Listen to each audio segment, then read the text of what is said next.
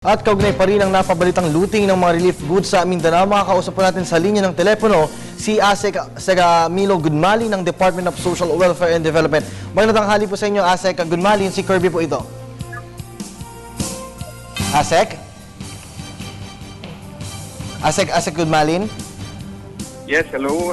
Good afternoon. Apo, ASEC, si Kirby po ito. Sir, para lang po doon, kaugnay pa rin po nung looting na naganap po dyan sa may bahagi ng Mindanao. Ano po ba yung nag-trigger kung bakit po naganap yung ganitong pangyayari?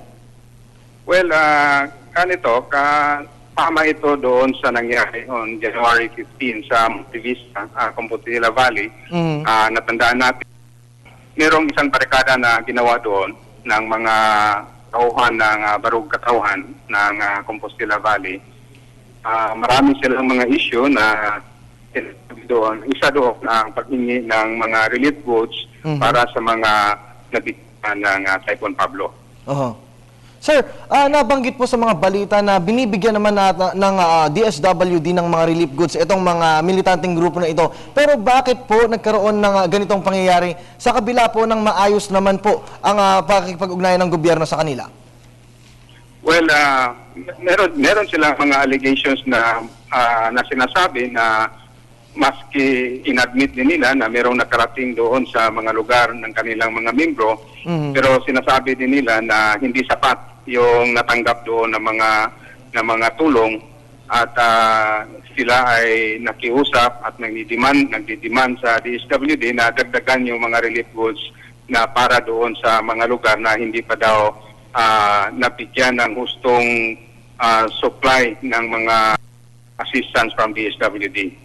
Opo, at sa pagkakaalam ko rin na ASEC ay sapat naman po ang ibinibigay na pondo ng lokal na pamahalaan ng Mindanao o ng Compostela Valley at maging po ng DSWD para po dyan sa mga kababayan natin na nasa lanta po ng Bagyong Pablo. Opo, sa aming pagtatala, meron kaming sapat na pundo at saka sapat na mga relief goods na dinidistribute natin. Tuloy-tuloy ang ating pag-distribute nagmula pa noong Disyembre.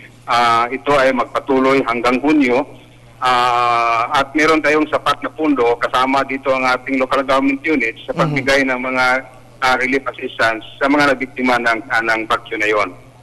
Apo, sir, balikan lang natin, gaano po ba karami itong mga nakuha na mga relief goods po ng mga militanteng grupo at naibalik na po ito sa pamumuno po o ng pakipag-ugnayan din po ng lokal na pamahalaan po ng Compostela Valley?